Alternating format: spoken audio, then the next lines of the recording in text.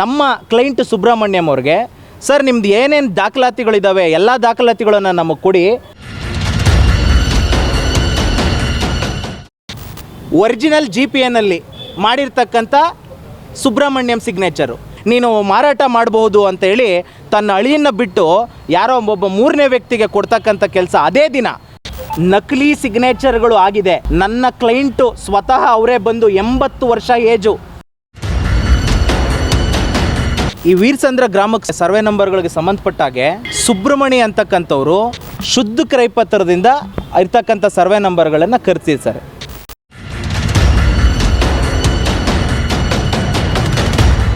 ಬೆಂಗಳೂರಿಗರೇ ಎಚ್ಚರ ಎಚ್ಚರ ಎಚ್ಚರ. ಬೆಂಗಳೂರು ಯಾವಾಗ ಜಾಗತಿಕ ಮಟ್ಟದಲ್ಲಿ ಗುರುತಿಸಲ್ಪಡ್ತೋ ಅಲ್ಲಿಂದಲೇ ನೋಡಿ ಬೆಂಗಳೂರು ಸುತ್ತಮುತ್ತಲು ಇರುವಂತ ಇಂಚಿಂಚು ಭೂಮಿಗೂ ಚಿನ್ನದ ಬೆಲೆ ಬಂತು. ಇಲ್ಲಿ ಜಮೀನು ಮಾರಾಟ ಮಾಡಬೇಕು ಅಂದ್ರೂ ಅಥವಾ ಖರೀದಿ ಮಾಡಬೇಕು ಅಂದ್ರೆ ಅತ್ಯಂತ ಹೆಚ್ಚು ಎಚ್ಚರದಿಂದ ಆ ದಾಖಲಾತಿಗಳನ್ನ ಪರಿಶೀಲನೆ ಮಾಡಿ ಮತ್ತು ವೃತ್ತಿಪರ ಅಂದ್ರೆ ಪ್ರೊಫೆಷನಲ್ಸ್ ಹತ್ರ ಲೀಗಲ್ ಅಡ್ವೈಸ್ ಪಡ್ಕೊಳ್ಳಿ. ಏನಾದ್ರೂ ಸ್ವಲ್ಪ ಯಾಮಾರಿದ್ರು ಸಾಕು ನಿಮ್ಮ ಜಮೀನಿಗೆ ಪಂಗ್ನಾಮ ಹಾಕುವಂತ ಗ್ಯಾಂಗ್ಗಳು ಬೆಂಗಳೂರು ಸುತ್ತಮುತ್ತಲು ಬೀಡು ಬಿಟ್ಟಿದೆ. ಅದಕ್ಕೆ ಸಾಕ್ಷಿಯೇ ಬೆಂಗಳೂರು ಹೊರವಲಯ ಆನೇಕಲ್ ತಾಲೂಕಿನ ಹೆಬ್ಬಗೋಡಿ ನಗರಸಭೆ ವ್ಯಾಪ್ತಿಯಲ್ಲಿ ಬರುವಂತಹ ವೀರಸಂದ್ರ ಗ್ರಾಮದ ಈ ಒಂದು ಜಮೀನು. ಇಲ್ಲಿ ಸುಮಾರು 10 ಎಕರೆ ಜಮೀನನ್ನ ಮಧ್ಯವರ್ತಿಗಳು ಏನ್ ಬೇಕಾದ್ರೂ ಮಾಡೋದಿಕ್ಕೆ ರೆಡಿ ಅನ್ನೋದಿಕ್ಕೆ ಇದುವೇ ಒಂದು ಸಾಕ್ಷಿಯಾಗಿದೆ. ಇಲ್ಲಿ A1 ಆಗಿರ್ತಕ್ಕಂಥ ಅನಿಲ್ ರೆಡ್ಡಿ ಈ ಒಂದು ಜಮೀನನ್ನ ಖರೀದಿಸಲು ಬಂದಿರತಕ್ಕಂತ JK ವೆಂಚರ್ಸ್ ನ ಕೃಷ್ಣಪ್ಪ ಯಾವ ರೀತಿ ಗೋಲ್ಮಾಲ್ ಮಾಡಿದ್ದಾರೆ ಅಂತೇಳಿ ಈ ಒಂದು ಜಮೀನಿನ ವಕೀಲರಾಗಿರುವಂತಹ ಮಧುರ್ ಅವರು ವಿವರಣೆಗಳನ್ನ ಇಲ್ಲಿ GPA ಮತ್ತು SPA ಗಳನ್ನ ಯಾವ ರೀತಿ ಮಾಡ್ಕೊಳ್ತಾರೆ, ಯಾವ ರೀತಿ ನಕಲಿ ಸಹಿಗಳನ್ನ ಮಾಡ್ತಾರೆ, ಕೋಟ್ಯಾಂತರ ರೂಗಳ ಜಮೀನನ್ನ ಕ್ಷಣಗಳಲ್ಲೇ ದಾಖಲಾತಿಗಳ ಮುಖಾಂತರ ತಮ್ಮದಾಗಿಸಿಕೊಳ್ಳುವಂತಹ ಈ ಒಂದು ವ್ಯವಸ್ಥಿತವಾದಂತಹ ಸಂಚು.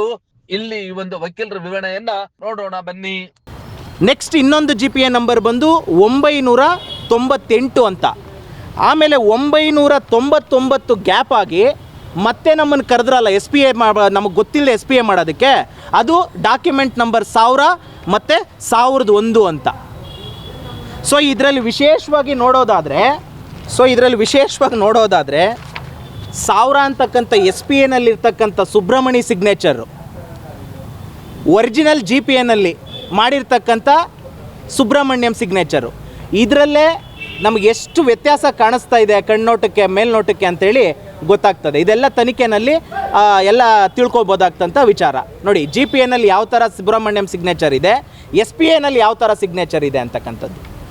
ಸೊ ಇದ್ರ ಮೇಲೆ ಏನು ಮಾಡ್ತಾರೆ, ಮತ್ತೆ GPA ಆಗೋಗಿದೆ ಅಂತೇಳಿ ನೆಕ್ಸ್ಟು ಯಾರಿದ್ದಾರೆ, ಯಾವ ಥರ ಯಾರು ಅವರು ರಿಯಲ್ ಎಸ್ಟೇಟ್ ಏಜೆಂಟ್ಸ್ ಯಾರಿದ್ದಾರೆ ಕರ್ಕೊಂಡು ಬನ್ನಿ ಅಂತೇಳಿ ನಮ್ಮವ್ರು ಫೋನ್ ಮಾಡಿದ್ರೆ ಆವತ್ತಿನ ದಿನಕ್ಕೆ ಲಾಸ್ಟು ಈ ವೈ ಮಲ್ಲಿಕಾರ್ಜುನ್ ರೆಡ್ಡಿ ಆಗಲಿ ಸುಬ್ರಹ್ಮಣ್ಯ ಆಗಲಿ ಯಾರು ಏಜೆಂಟ್ಗಳಂತ ಕರ್ಕೊಂಡು ಬಂದಿದ್ರಲ್ಲ ಅನಿಲ್ ರೆಡ್ಡಿ ಮತ್ತು ನವೀನ್ ಅಂತ ಹೇಳಿ, ಈ SPA ಮಾಡ್ಕೊಂಡಿರ್ತಕ್ಕಂಥದ್ದು ಆ ಏಜೆಂಟು ಅನಿಲ್ ರೆಡ್ಡಿ. ಈ ಅನಿಲ್ ರೆಡ್ಡಿ ಯಾರಪ್ಪ ಅಂತ ಹೇಳಿದ್ರೆ ಈತನ ಮೇಲೆ ಸರ್ಜಾಪುರ ಪೊಲೀಸ್ ಸ್ಟೇಷನ್ನಲ್ಲಿ 371 2025 ಅಂತ ಒಂದು ಕ್ರೈಮ್ ನಂಬರ್ ರಿಜಿಸ್ಟರ್ ಆಗಿದೆ. 22/12/2025 ಇದೇ ಅನಿಲ್ ರೆಡ್ಡಿ ಮೇಲೆ ಇದೇ ಫೋರ್ಜರಿ ಕೇಸ್ಗೆ ಆಲ್ರೆಡಿ ಸರ್ಜಾಪುರ ಪೊಲೀಸ್ ಸ್ಟೇಷನ್ನಲ್ಲಿ FIR ರಿಜಿಸ್ಟರ್ ಆಗಿದೆ. ಈ ಆನೇಕಲ್ ತಾಲೂಕು ಆಫೀಸ್ನಲ್ಲಿ ನಡೆದಂಥ ಹಗರಣ ಇದೆಯಲ್ಲ, ಅದೇನೋ ಡಾಕ್ಯುಮೆಂಟೇಷನ್ ಸೇರಿಸೋದು ತಿದ್ದುಪಡಿ ಮಾಡೋದು, ಇದರಲ್ಲೂ ಸಹ ಈತನ ಪಾತ್ರ ಇದೆ. ಇದೇ ಅನಿಲ್ ರೆಡ್ಡಿ ಈ ವೀರಸಂದ್ರ ಜಮೀನನ್ನ ಮಾರಾಟ ಮಾಡ್ತಾನೆ ಅಂತೇಳಿ ಇದೇ ಅನಿಲ್ ರೆಡ್ಡಿ ಮತ್ತು ನವೀನ್ನ ಪರಿಚಯಿಸಿದ್ದು ವೈ ಮಲ್ಲಿಕಾರ್ಜುನ್ ರೆಡ್ಡಿ ಮತ್ತು ಸುಬ್ರಹ್ಮಣಿ. ಯಾರು ಇವರಿಬ್ಬರು ಅಂತ ಹೇಳಿದ್ರೆ ನಮ್ಮ ಕ್ಲೈಂಟ್ ಸುಬ್ರಹ್ಮಣ್ಯಂ ಅವ್ರಿಗೆ ಹಳೆ ಪರಿಚಯ. ಇವ್ರೇನು ಮಾಡ್ತಾರೆ, ಈ ಅನಿಲ್ ರೆಡ್ಡಿ ಅಂತಕ್ಕಂಥವ್ನು SPA ತಗೊಂಡಂತಹ ವ್ಯಕ್ತಿ ಯಾರು, ಇವನು ಅಬಿಚುವಲ್ ಅಫೆಂಡರ್ ಇದ್ದಾರೆ. ಈ ವ್ಯಕ್ತಿ 5ನೇ ತಾರೀಕು 6ನೇ ತಿಂಗಳು 2026 ಆನೇಕಲ್ ಉಪನೋಂದನಾಧಿಕಾರಿ ಕಚೇರಿಯಲ್ಲಿ ಒಂದು ಅಗ್ರಿಮೆಂಟು 2 ಸೇಲ್ ಡೀಡ್ಗಳನ್ನು ರಿಜಿಸ್ಟರ್ ಮಾಡ್ತಾರೆ. ಈ 2 ಸೇಲ್ ಡೀಡು ಒಂದು ಅಗ್ರಿಮೆಂಟಲ್ಲಿ ಸುಬ್ರಹ್ಮಣ್ಯಮ್ಮು ಮತ್ತು ಸುಬ್ರಹ್ಮಣ್ಯ ಅವರ ಹೆಂಡತಿ ಮಕ್ಕಳು ಸಿಗ್ನೇಚರನ್ನು ನನಗೆ ಮಾಡಿಕೊಟ್ಟಿದ್ದಾರೆ, ನಾನು ಹೋಗಿ ಅವ್ರ ಪರವಾಗಿ ರೆಪ್ರೆಸೆಂಟ್ ಮಾಡ್ಬೋದು ಅಂತ ಹೇಳಿದ್ದಾರೆ ಈ SPA ಆಧಾರದ ಮೇಲೆ. ಆದ್ದರಿಂದ ಈ ಎಸ್ ಪಿ ಆಧಾರದ ಮೇಲೆ ನಾನು ಬಂದು ಅವ್ರ ಹತ್ರ ಸಿಗ್ನೇಚರ್ಸ್ ಹಾಕ್ಕೊಂಡು ನಾನು ಬಂದು ರೆಪ್ರೆಸೆಂಟ್ ಮಾಡ್ತಾ ಇದ್ದೀನಿ ಅಂತೇಳಿ ಆನೇಕಲ್ ಉಪನೋಂದನಾಧಿಕಾರಿ ಕಚೇರಿಗಳಲ್ಲಿ ನಮ್ಮ ಸಿಗ್ನೇಚರ್ಗಳನ್ನೆಲ್ಲ ನಕಲಿ ಮಾಡಿ ಸೇಲ್ ಡೀಡು ಸೇಲ್ ಅಗ್ರಿಮೆಂಟ್ನ ರಿಜಿಸ್ಟರ್ ಮಾಡ್ತಾರೆ. ಇದಾದ ನಂತರ ಸಬ್ ರಿಜಿಸ್ಟ್ರ್ ಆಫೀಸಿಂದ ಜೆ ಸ್ಲಿಪ್ಪು ಮಾನ್ಯ ತಹಸೀಲ್ದಾರ್ ಅವ್ರಿಗೆ ಆಟೋ ಜನ್ರೇಷನ್ ಆಗುತ್ತೆ. ಈ ವಿಚಾರ ನಮ್ಮ ಕ್ಲೈಂಟ್ಗೆ ಪರಿಚಯಸ್ಥರಾದಂಥ ಯಾರೋ ಒಬ್ಬ ವ್ಯಕ್ತಿ ಈ ಥರ ನಿಮ್ಮ ದಾಖಲೆ ಸೃಷ್ಟಿ ಮಾಡಿ ನಕಲಿ ಸಿಗ್ನೇಚರ್ ಮಾಡಿ ಏನೇನೋ ಮಾಡಿಬಿಟ್ಟಿದ್ದಾರೆ, ನೀವು ನೋಡ್ಕೊಳ್ಳಿ ಅಂತ ಹೇಳಿದಾಗ ನಮ್ಮ ಕ್ಲೈಂಟು ನನಗೆ ಹೇಳ್ತಾರೆ. ನಾನು ಆವಾಗ ಸಿನೆಲ್ಲ ಚೆಕ್ ಮಾಡಿದಾಗ ಅನಿಲ್ ಅಂತಕ್ಕಂಥ ವ್ಯಕ್ತಿ ಯಾರೋ ಪವರ್ ಅಪ್ ತೊಗೊಂಡಿದ್ದೀನಿ ನಾನು ಸುಬ್ರಹ್ಮಣ್ಯಂ ಹತ್ರ ಅಂತ ಹೇಳಿ ಈ ಎಸ್ ಪಿ ಎಸ್ ಸೃಷ್ಟಿ ಮಾಡಿರ್ತಕ್ಕಂಥದ್ದು ಆವತ್ತು ನಮಗೆ ಗೊತ್ತಾಗುತ್ತೆ. ಆಗ ಜಿ ಪಿ ಎನಲ್ಲಿರ್ತಕ್ಕಂಥ ಸಿಗ್ನೇಚರು ಈ ಸಿಗ್ನೇಚರ್ನ ಟ್ಯಾಲಿ ಮಾಡಿದಾಗ ಫೋಟೋಗಳು ನಮ್ಮನ್ನು ಎರಡನೇ ಸರ್ತಿ ಕರೆದ್ರು ಅದು ಇದೇ ಉದ್ದೇಶಕ್ಕೆ ಸಿಗ್ನೇಚರ್ಗಳು ನಕಲಿ ಆಗಿದೆ ಅನ್ನೋ ವಿಚಾರ ನಮಗೆ ಗೊತ್ತಾಗಿ ಕೂಡಲೇ ನಾವೇನು ಮಾಡ್ತೀವಿ, ತಹಶೀಲ್ದಾರ್ ಆಫೀಸಿಗೆ ಬಂದು ನಾವು ಅಬ್ಜೆಕ್ಷನ್ ಕೊಡ್ತೀವಿ. ಅಬ್ಜೆಕ್ಷನ್ ಕೊಟ್ಟ ನಂತರ ಇಮಿಡಿಯೇಟಾಗಿ ಹೋಗಿ ಆನೇಕಲ್ ಪೊಲೀಸ್ ಸ್ಟೇಷನಲ್ಲಿ ನಾವು ಒಂದು ಎಫ್ ಐ ಆರನ್ನು ದಾಖಲೆ ಮಾಡ್ತೀವಿ. 20ನೇ ತಾರೀಕು ಎಫ್ ಐ ಆರ್ ಆದ ನಂತರ ಮತ್ತೆ 24ನೇ ತಾರೀಕು ಈ ಬೋಗಸ್ ಎಸ್ ಪಿ ಐನಲ್ಲಿ 57/3 ಅಂತಕ್ಕಂಥ ಸರ್ವೆ ನಂಬರೇ ಇಲ್ಲ. ಆದರೆ ಸರ್ಜಾಪುರ ಸಬ್ ರಿಜಿಸ್ಟ್ರ್ ಆಫೀಸಲ್ಲಿ ಈ ಎಸ್ ಪಿ ಐನಲ್ಲಿ ಸರ್ವೆ ನಂಬರ್ ಇದೆ ಅಂತ ಹೇಳ್ಬಿಟ್ಟು ಅದೊಂದು ಇನ್ನೊಂದು ಬೋಗಸ್ ರಿಜಿಸ್ಟ್ರು ಸರ್ಜಾಪುರದಲ್ಲಿ ಮಾಡ್ತಾರೆ 24ನೇ ತಾರೀಕು. ಅಂದರೆ ಎಫ್ ಐ ಆರ್ ಆಗಲಿ ಇಲ್ಲಿ ಅಬ್ಜೆಕ್ಷನ್ ಆಗಲಿ ಏನೇ ಆಗಲಿ ಅನಿಲ್ ಅಂತಕ್ಕಂಥ ವ್ಯಕ್ತಿ ಇದರ ಹ್ಯಾಬಿಟ್ ಮಾಡ್ಕೊಂಡ್ಬಿಟ್ಟಿದ್ದಾನೆ, ಎಲ್ಲ ಕಡೆ ಹೋಗ್ತಾನೆ ಮಾಡ್ತಾನೆ. ಇದು ಮಾಡ್ಕೊಂಡಿರ್ತಕ್ಕಂಥ ವ್ಯಕ್ತಿ ಯಾರಪ್ಪ ಅಂತ ಹೇಳಿದ್ರೆ JK ವೆಂಚರ್ಸ್ನ ಒಬ್ಬ ಪಾಲುದಾರ ಆಗಿರ್ತಕ್ಕಂಥ KG ಕೃಷ್ಣ ಅಂತಕ್ಕಂಥವರು ಇದನ್ನು ರಿಜಿಸ್ಟರ್ ಮಾಡ್ಕೊಂಡಿದ್ದಾರೆ. ನಮಗೀಗ ROCನಲ್ಲಿ ಚೆಕ್ ಮಾಡಿದಾಗ ಪಾರ್ಟ್ನರ್ಶಿಪ್ ಡೀಡನ್ನು ಮತ್ತು ರೀಕಾನ್ಸ್ಟಿಟ್ಯೂಷನ್ ಪಾರ್ಟ್ನರ್ಶಿಪ್ ಡೀಡು ಯಾವತ್ತಾಗಿದೆ ಅಂದರೆ 15/4/2026 ರೀಕಾನ್ಸ್ಟಿಟ್ಯೂಷನ್ ಪಾರ್ಟ್ನರ್ಶಿಪ್ ಡೀಡ್ ಆಗಿದೆ. ಈ ರೀಕಾನ್ಸ್ಟಿಟ್ಯೂಷನ್ ಪಾರ್ಟ್ನರ್ಶಿಪ್ ಡೀಡು ಡೇಟನ್ನು ತೊಗೊಂಡಾಗ ಅದ್ರ ಹಿಂದ್ಗಡೆ ಅನಿಲ್ ರೆಡ್ಡಿ ಅನ್ನೋರಿಗೆ 15 ಲಕ್ಷ ಅಡ್ವಾನ್ಸ್ ಕೊಟ್ಟಿದ್ದಾರೆ ಟೋಕನ್ ಈ ಡೇಟ್ಗಿಂತ ಹಿಂದ್ಗಡೆ. ಆಮೇಲೆ ಈ ರೀಕಾನ್ಸ್ಟಿಟ್ಯೂಷನ್ ಡೀಡ್ ಆದಮೇಲೆ ಈ SPA ಹೋಲ್ಡ್ರಿಗೆ 1.5 ಕೋಟಿ ದುಡ್ಡು ಕೊಟ್ಟಿದ್ದಾರೆ. ಆಗ ನಮಗಿಲ್ಲಿ ಅರ್ಥ ಆಗುತ್ತೆ ರೀಕಾನ್ಸ್ಟಿಟ್ಯೂಷನ್ ಡೀಡ್ ಮಾಡಿರೋದೇ ಈ ಲ್ಯಾಂಡ್ಗಳನ್ನು ಈ ರೀತಿ ಅಕ್ರಮವಾಗಿ ಅವ್ರು ವಶಕ್ಕೆ ಪಡ್ಕೋಬೇಕು, ನನ್ನ ಕ್ಲೈಂಟ್ಗೆ ಮೋಸ ಮಾಡಬೇಕು ಅನ್ನೋ ಉದ್ದೇಶದಿಂದನೇ ಇದನ್ನು ಮಾಡಿದ್ದಾರೆ ರೀಕಾನ್ಸ್ಟಿಟ್ಯೂಷನ್ ಪಾರ್ಟ್ನರ್ಶಿಪ್ ಡೀಡ್. ಈ ರೀಕಾನ್ಸ್ಟಿಟ್ಯೂಷನ್ ಪಾರ್ಟ್ನರ್ಶಿಪ್ ಡೀಡಲ್ಲಿ ನಮ್ಮ ರಾಜ್ಯದ ಒಬ್ಬ ಪ್ರಭಾವಿ ಶಾಸಕರ ಪತ್ನಿ ಇದ್ದಾರೆ. ಶಾಸಕರು ಈ ಒಂದು ಅಬ್ಜೆಕ್ಷನ್ ಏನು ಕೊಟ್ಟಿದ್ವಿ ಅದನ್ನು ಇಮಿಡಿಯೇಟಾಗಿ RRT ಕೇಸ್ ಮಾಡಿಸ್ತಾರೆ.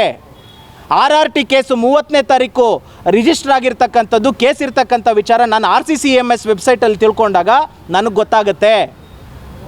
ಆವಾಗ ಬಂದು ನನ್ನ ಆಫೀಸಲ್ಲಿ ಮತ್ತೆ ಚಲನ್ ಏನಾಗಿದೆ ಯಾವ ಥರ ಆಗಿದೆ ಅದನ್ನು ಏನು ಅಕ್ನಾಲೇಜ್ಮೆಂಟ್ ತೊಗೊಂಡು ಈ ಇಂಡಿಯನ್ ಪೋಸ್ಟಲ್ ಟ್ರ್ಯಾಕಿಂಗ್ ಮಾಡಿದ್ರೆ ನಮಗೆ ಕಳಿಸಿರ್ತಕ್ಕಂಥ ನೋಟಿಸು ಯಾವುದೇ ಕಾರಣಕ್ಕೂ ನನ್ನ ಕ್ಲೈಂಟ್ಗೆ ರೀಚ್ ಆಗಿರೋದಿಲ್ಲ. ಈ ಸ್ಟೇಟಸ್ನೆಲ್ಲ ತೊಗೊಂಡು ಮಾನ್ಯ ದಂಡಾಧಿಕಾರಿಗಳು ಶಶಿಧರ್ ಮಾಡ್ಯಾಳ್ ಸಾಹೇಬ್ರ ಮುಂದೆ ಕೊಟ್ಟಾಗ, ಸ್ವಾಮಿ ನೀವು ನೋಟಿಸ್ ಕಳಿಸಿದ್ದೀರಾ, ಆ ನೋಟಿಸು ನನ್ನ ಕ್ಲೈಂಟ್ಗಳಿಗೆ ರಿಸೀವ್ ಆಗಿಲ್ಲ, ಅದರಿಂದ ನನ್ನ ಕ್ಲೈಂಟ್ಗಳ ಪರವಾಗಿ ನಾನು ಅವ್ರ ವಕೀಲನಾಗಿ ಒಂದು ಅಂಡರ್ಟೇಕಿಂಗ್ ಮೆಮೊ ಹಾಕ್ತೀನಿ, ನನಗೆ ಮುಂದಿನ ದಿನದಲ್ಲಿ ಒಂದು ಶಾರ್ಟ್ ಡೇಟ್ ಕೊಡಿ ಸ್ವಾಮಿ, ನಾನು ವಕಾಲತ್ತು ಅಬ್ಜೆಕ್ಷನ್ ಹಾಕ್ಬಿಡ್ತೀನಿ ಅಂತ ಕೇಳ್ಕೊಳ್ತೀನಿ. ಆಗ ಮಾನ್ಯ ತಹಶೀಲ್ದಾರ್ ಅವರು ಪ್ರಭಾವಿ ಶಾಸಕರ ಒತ್ತಡಕ್ಕೆ ಸಾರ್ವಜನಿಕರಿಗೆ ಕೆಲಸ ಮಾಡ್ತಕ್ಕಂಥ ಮಾನ್ಯ ದಂಡಾಧಿಕಾರಿಗಳು ನಮಗೆ ಕಾಲಾವಕಾಶ ಕೊಡದೆ ಏನು ಮಾಡ್ತಾರೆ, ಪ್ರಕರಣವನ್ನು ಕೂಗಿಸಲಾಯಿತು, ವಾದಿಗಳು ಗೈರು ಹಾಜರು, ಪ್ರತಿವಾದಿಗಳ ಪರವಾಗಿ ಮಧು ಎಸ್ರವರು ನ್ಯಾಯಾಲಯಕ್ಕೆ ಹಾಜರಾಗಿ ತಮ್ಮ ಮೆಮೊವನ್ನು ನ್ಯಾಯಾಲಯಕ್ಕೆ ಹಾಜರುಪಡಿಸಿರ್ತಾರೆ. ತನ್ನ ಕಕ್ಷಿದಾರರ ಪರವಾಗಿ ವಕಾಲತ್ ಅಬ್ಜೆಕ್ಷನ್ ಹಾಕೋಕ್ಕೆ ಕಾಲಾವಕಾಶ ಕೇಳಿರ್ತಾರೆ. ಇವರು ನ್ಯಾಯವಾದಿಗಳು ತಮ್ಮ ಕಕ್ಷಿದಾರರ ಪರವಾಗಿ OS 881 891 ಆನೇಕಲ್ ಸಿವಿಲ್ ನ್ಯಾಯಾಲಯದಲ್ಲಿ ಪ್ರಕರಣ ಇರ್ತದೆ. 3ನೇ ತಾರೀಕು ಒಂದು IML ಹಿಯರಿಂಗ್ ಇದೆ. ಇದೇ ರೀತಿ ಕ್ರಿಮಿನಲ್ ಕೇಸ್ ಕೂಡ ದಾಖಲಾಗಿದೆ ಆನೇಕಲ್ ಪೊಲೀಸ್ ಸ್ಟೇಷನಲ್ಲಿ. ಅಪರಾಧ ಸಂಖ್ಯೆ 182 2026ರಂತೆ FIR ಕೂಡ ದಾಖಲೆ ಆಗಿದೆ ಈ ಸರ್ವೆ ನಂಬರ್ಗಳ ಪರವಾಗಿ ಅಂತೇಳಿ ನಾನು ಹೇಳಿರ್ತಕ್ಕಂಥ ವಾದ ಅದು ತುಂಬ ನಾನು ಆರ್ಗ್ಯುಮೆಂಟ್ ಮಾಡಿ ಇವನ್ನೆಲ್ಲ ರೆಕಾರ್ಡ್ ಮಾಡಿಸಿದ ನಂತರ ಮತ್ತೆ ಅವರು ಪ್ರಭಾವಿ ಶಾಸಕರ ಒಂದು ಒತ್ತಡದಿಂದ ಇವರು ಮತ್ತೆ ಅವರು ಮನಸ್ಸು ಒಪ್ಪೋದಿಲ್ಲ. ಅಯ್ಯೋ ನಾನು ಡೇಟ್ ಕೊಡಬಾರ್ದಲ್ಲ, ನಾನು ಇಮಿಡಿಯೇಟ್ ಆದೇಶ ಮಾಡಿಬಿಡ್ಬೇಕಲ್ಲ, ಅವ್ರು ಹೇಳಿದಾರಲ್ಲ ಅನ್ನೋ ಒಂದು ಮನಸ್ಥಿತಿ ಇಟ್ಕೊಂಡು ಇವರು ಅನಂತರ ಏನು ಬರೀತಾರೆ ಅಂದರೆ, ಜಮೀನುಗಳಿಗೆ ಸಂಬಂಧಿಸಿದಂತೆ ಆನೇಕಲ್ ಉಪನೋಂದಣಾಧಿಕಾರಿ ಕಚೇರಿಯಲ್ಲಿ 1802, 803ರಂತೆ ದಸ್ತಾವೇಜು ನೋಂದಾಗಿದ್ದು, ಇದನ್ನು ರದ್ದುಪಡಿಸುವ ಅಧಿಕಾರ ನನಗಿಲ್ಲ. ಸಿವಿಲ್ ನ್ಯಾಯಾಲಯದಲ್ಲಿ ಹೋಗಿ ಬಗೆಹರಿಸ್ಕೊಳ್ಳಿ, ಅದರಿಂದ ನಾನು ಅಂತಿಮ ಆದೇಶಕ್ಕೆ ಇಟ್ಕೊಳ್ತಾ ಇದ್ದೀನಿ ಅಂತ ಹೇಳ್ಬಿಟ್ಟು ನನಗೆ ನ್ಯಾಚುರಲ್ ಜಸ್ಟಿಸ್ ವಿರುದ್ಧವಾಗಿ ನನಗೆ ವಕಾಲತ್ತು ಅಬ್ಜೆಕ್ಷನ್ ಹಾಕಲಿಕ್ಕೆ ಅವಕಾಶ ಕೊಡದೆ ಅಂತಿಮ ಆದೇಶಕ್ಕೆ ಅಂತ ಇಟ್ಕೊಬಿಡ್ತಾರೆ. ಇದನ್ನು ಪ್ರಶ್ನೆ ಮಾಡಿ ನಾನಿವತ್ತು ಮಾನ್ಯ ಜಿಲ್ಲಾಧಿಕಾರಿಗಳ ಸನ್ನಿಧಾನಕ್ಕೆ ಹೋಗಿ ನಮ್ಮ ವಕೀಲರ ಅಧ್ಯಕ್ಷರು ಏನಿದ್ದಾರೆ ವಿವೇಕ್ ಸುಬ್ಬರೆಡ್ಡಿ ಸಾಹೇಬ್ರನ್ನ ಕರ್ಕೊಂಡೋಗಿ, ಸ್ವಾಮಿ ನನಗೆ ಅನ್ಯಾಯ ಆಗಿದೆ, ನಾನು ವಕಾಲತ್ತನ್ನು ಹಾಕೋದಕ್ಕೆ ಅವಕಾಶ ಕೊಡ್ತಾ ಇಲ್ಲ ಮಾನ್ಯ ದಂಡಾಧಿಕಾರಿಗಳು, ನೀವು ದಯವಿಟ್ಟು ಬಂದು ನನಗೆ ನ್ಯಾಯ ಕೊಡಿಸ್ಬೇಕು ಅಂತೇಳಿ ನಾನು ಅವ್ರನ್ನ ಕೇಳ್ಕೊಂಡಿದ್ದಕ್ಕೆ ಅವರು ಸೀನಿಯರ್ ಕೌನ್ಸಿಲು ಸ್ವತಃ ಈ ಒಂದು ಬ್ಯುಸಿ ಶೆಡ್ಯೂಲಲ್ಲಿ ಅವರು ಕಾಲಾವಕಾಶನ ಅವರ ಫ್ರೀ ಮಾಡ್ಕೊಂಡು ಬಂದು ಮಾನ್ಯ ಜಿಲ್ಲಾಧಿಕಾರಿಗಳ ಮುಂದೆ ಬಂದು ಈ ವಿಚಾರ ಹೇಳಿದಾಗ ಮಾನ್ಯ ಜಿಲ್ಲಾಧಿಕಾರಿಗಳು ಕೂಡಲೇ ಶಶಿಧರ್ ಮಾಡಿಯಾಳ್ ಸಾಹೇಬ್ರಿಗೆ ಫೋನ್ ಮಾಡಿ, ಯಾಕ್ರಿ ನ್ಯಾಚುರಲ್ ಜಸ್ಟಿಸ್ ಅಗೇನೆಸ್ಟ್ ಮಾಡ್ತಾ ಇದ್ದೀರಾ, ಯಾಕ್ರಿ ವಕಾಲತ್ತು ಹಾಕೋದಕ್ಕೆ ನೀವು ಅವಕಾಶ ಕೊಟ್ಟಿಲ್ಲ, ದಯವಿಟ್ಟು ನಿಮ್ಮ ಆದೇಶ ಏನಿದ್ರು ಮಾಡಿ, ನಂದು ಏನು ಅಬ್ಜೆಕ್ಷನ್ ಇಲ್ಲ, ಏನು ಬೇಕಾದರೂ ಆದೇಶ ಮಾಡಲಿ, ಆದರೆ ನನಗೆ ಒಂದು ವಕಾಲತ್ತು ಅಬ್ಜೆಕ್ಷನ್ ಹಾಕ್ಕೊಡ್ಲಿಕ್ಕೆ ಅವ್ರು ಅವಕಾಶ ಮಾಡಿಕೊಟ್ಟಿಲ್ಲ ಅನ್ನೋದಕ್ಕೆ ಇವತ್ತು ಏನು ಮಾಡ್ತಾರೆ, ಅಂತಿಮ ಆದೇಶಕ್ಕೆ ಅಂತ ಇಟ್ಕೊಂಡಿರ್ತಕ್ಕಂಥ ಮಾನ್ಯ ದಂಡಾಧಿಕಾರಿಗಳ ಮುಂದೆ ನಾನು ಹೋಗಿ ನನ್ನ ವಕಾಲತ್ತನ್ನು ನಾನು ಮಾಡ್ತೀನಿ. ಆಪೋಸಿಟ್ ಅವ್ರಿಗೆ ಯಾವ ಥರ ಗೊತ್ತಾಯ್ತೋ ಗೊತ್ತಿಲ್ಲ, ಅವರು ಸಹ ಬಂದು ವಕಾಲತ್ತನ್ನು ಅಬ್ಜೆಕ್ಷನ್ ಅಂತಿಮ ಆದೇಶಕ್ಕಂತ ಇಟ್ಕೊಂಡ್ಮೇಲೆ ಮಾನ್ಯ ದಂಡಾಧಿಕಾರಿಗಳ ಸಾಹೇಬರಿಂದ ಎಲ್ಲ ಮಾಹಿತಿ ಹೋಯ್ತೋ, ಅವ್ರ ಕಚೇರಿಯಿಂದ ಮಾಹಿತಿ ಹೋಯ್ತೋ ಗೊತ್ತಿಲ್ಲ, ಅವರು ಬಂದು ವಕಾಲತ್ತನ್ನು ಅಬ್ಜೆಕ್ಷನ್ ಹಾಕ್ತಾರೆ. ಆಮೇಲೆ ಮಾನ್ಯ ದಂಡಾಧಿಕಾರಿ ಇವರು ನಮ್ಮ ಜಿಲ್ಲಾಧಿಕಾರಿಗಳು ಹೇಳಿದಂಥ ಒಂದು ಮಾತಿಗೆ ನನಗೆ ಇವತ್ತು ಕಾಲಾವಕಾಶವನ್ನು ಕೊಟ್ಟು 7ನೇ ತಾರೀಕು 7ನೇ ತಿಂಗಳು 2026ಕ್ಕೆ ಇವತ್ತು ಅಂತಿಮ ಆದೇಶಕ್ಕೆ ಇಟ್ಕೊಂಡಿದ್ದಂಥ ಒಂದು ಇದನ್ನು 7ನೇ ತಾರೀಕಿಗೆ ಮತ್ತೆ ಮುಂದೂಡಿದ್ದಾರೆ. ಇದರಲ್ಲಿ ನಕಲಿ ಸಿಗ್ನೇಚರ್ಗಳು ಆಗಿದೆ. ನನ್ನ ಕ್ಲೈಂಟು ಸ್ವತಃ ಅವರೇ ಬಂದು 80 ವರ್ಷ ಏಜು, ಅವ್ರ ಏಜನ್ನು ಒಂದು ಅಸಹಾಯಕತೆನ ಅವರು ತಿಳ್ಕೊಂಡು ಅವರ ಸಿಗ್ನೇಚರ್ಗಳನ್ನು ಫೋರ್ಜರಿ ಮಾಡಿರ್ತಕ್ಕಂಥ ಈ ಫ್ರಾಡು ಆನೇಕಲ್ ಪೊಲೀಸ್ನವರು FIR ದಾಖಲೆ ಮಾಡಿದ್ದಾರೆ 20ನೇ ತಾರೀಕು. 10 ವರ್ಷಕ್ಕಿಂತ ಹೆಚ್ಚು ಶಿಕ್ಷೆ ಆಗ್ತಕ್ಕಂಥ ಪ್ರಕರಣಗಳು ಇದರಲ್ಲಿ ಮೆನ್ಷನ್ ಆಗಿದ್ದರೂ ಸಹ ಯಾವುದೇ ರೀತಿಯಾದಂಥ ಅರೆಸ್ಟ್ ಪೊಲೀಸ್ನವ್ರು ಮಾಡಿಲ್ಲ. ಇದ್ರ ಬಗ್ಗೆ ಮಾನ್ಯ ಇವರು ನಮ್ಮ SP ಸಾಹೇಬರು ಗಮನ ಹರಿಸಿಲ್ಲ, ಯಾರು ಇದ್ರ ಬಗ್ಗೆ ಗಮನ ಹರಿಸಿಲ್ಲ. ಇಲ್ಲಿ ಆಗಿರ್ತಕ್ಕಂಥ ಅನ್ಯಾಯ ಸರ್, ಅಲ್ಲಿ ಬರ್ತಾರೆ ಕೋರ್ಟ್ಗೆ KVET ಹಾಕಿದ್ದಾರೆ, KVET ಹಾಕಿರ್ತಕ್ಕಂಥವ್ರು ಅಯ್ಯೋ ನಮಗೇನೋ ತೊಂದರೆ ಆಗ್ಬಿಡ್ತದೆ, ಯಾರೋ ಬಂದು ತೊಂದರೆ ಕೊಟ್ಬಿಡ್ತಾರೆ, ಅದಕ್ಕೆ ನಮಗೆ ನೋಟಿಸ್ ಕೊಡಿ, ನಾವು ರೆಡಿ ಇದ್ದೀವಿ ಅವ್ರನ್ನ ಅಬ್ಜೆಕ್ಷನ್ ಮಾಡೋಣ ಅಂತ ಹೇಳೋದು KVET ಪಿಟಿಷನ್ ಮೂವ್ ಮಾಡಿದಂಥವ್ರು 3 ಡೇಟ್ಗಳು ಪಾಸ್ ಆಗಿದೆ, ಅವ್ರ ಹತ್ರ ಏನು ಅಬ್ಜೆಕ್ಷನ್ ಮಾಡಲಿಕ್ಕೆ ಅವಕಾಶ ಇಲ್ಲ, ಸುಮ್ಮನೆ ಸಮಯ ವ್ಯರ್ಥ ಮಾಡ್ತಾ ಇದ್ದಾರೆ. ಇವತ್ತು ಸಹ ಅದೇನೋ ಅಪ್ಲಿಕೇಶನ್ ಹಾಕ್ತೀನಿ ಅಂತ ಹೇಳಿದರು, ಅದನ್ನು ಸಹ ಹಾಕಿಲ್ಲ, ಅದು 6ನೇ ತಾರೀಕಿಗೆ ಡೇಟ್ ಹಾಕ್ಸ್ಕೊಂಡಿದ್ದಾರೆ. ಹಂಗಾಗಿ ವಿಲ ಅಂತ ಒದ್ದಾಡಬೇಕು ಸರ್, ಅಂಥ ಒಂದು ಪರಿಸ್ಥಿತಿ ಆಗೋಗ್ಬಿಟ್ಟಿದೆ. ನಾನೊಬ್ಬ ಅಡ್ವೊಕೇಟ್ ಆಗಿ ನನಗೇ ಒಂದು ವಕಾಲತ್ತು ಹಾಕೋದಕ್ಕೆ ಅವಕಾಶ ಮಾಡಿಕೊಟ್ಟಿಲ್ಲ ಅಂದಾಗ ಈ ಥರ ನ್ಯಾಯ ಇವ್ರಿಗೆ ಕೊಡಬೇಕಾಗಿರ್ತಕ್ಕಂಥ ಇವರೇ ಏನು ಮಾಡೋಕ್ಕೆ ಸಾಧ್ಯ? ಅವ್ರು ಏನು ಬೇಕಾದರೂ ಆದೇಶ ಮಾಡಲಿ, ನನ್ನ ಅಬ್ಜೆಕ್ಷನ್ ತಗೊಂಡು ಆದೇಶ ಮಾಡಬೇಕಲ್ವಾ? JK ವೆಂಚರ್ಸ್ ಅಂತಕ್ಕಂಥ ಒಂದು ಸಂಸ್ಥೆ ಏನಿದೆ ಅದ್ರ ಪಾಲ್ದಾರಿಕೆನಲ್ಲಿ KG ಕೃಷ್ಣ ಅಂತಕ್ಕಂಥವ್ರಿಗೆ ಏನು ಶೇರ್ ಇದೆ ಅಷ್ಟೇ ಶೇರು ಒಬ್ಬ ಪ್ರಭಾವಿ ಶಾಸಕರ ಪತ್ನಿ ಶೇರ್ ಇದೆ. ಆದರೆ ಯಾವುದೇ ದಾಖಲಾತಿಗಳಲ್ಲಿ ಅವ್ರ ಹೆಸರಿಗೆ ಯಾವುದು ರಿಜಿಸ್ಟ್ರೇಷನ್ಗಳಾಗಿಲ್ಲ. ಮುಂದಿನ ದಿನಗಳಲ್ಲಿ ಆ JK ವೆಂಚರ್ಸ್ನ ರೀಕಾನ್ಸ್ಟಿಟ್ಯೂಷನಲ್ ಪಾರ್ಟ್ನರ್ಶಿಪ್ ಡೀಡ್ ಜೊತೆಯಲ್ಲಿ ನಿಮ್ಮ ಮುಂದೆ ಬಂದು ಪ್ರತಿಯೊಂದು ನಾನು ತಿಳಿಸೋದಕ್ಕೆ ಇಷ್ಟಪಡ್ತೀನಿ. ದಯವಿಟ್ಟು ಇದು ಮಾನ್ಯ ಏನು ನಮ್ಮ ಕಂದಾಯ ಸಚಿವರಿದ್ದಾರೆ DCM ಸಾಹೇಬರು ಪರಮೇಶ್ವರ್ ಸಾಹೇಬ್ರಿಗೆ ಅವ್ರ ಸನ್ನಿಧಾನಕ್ಕೆ ಇದು ರೀಚ್ ಆಗಬೇಕು. ಜಿಲ್ಲಾಧಿಕಾರಿಗಳವರು ಸೂಕ್ತ ಕ್ರಮ ತಗೋಬೇಕು.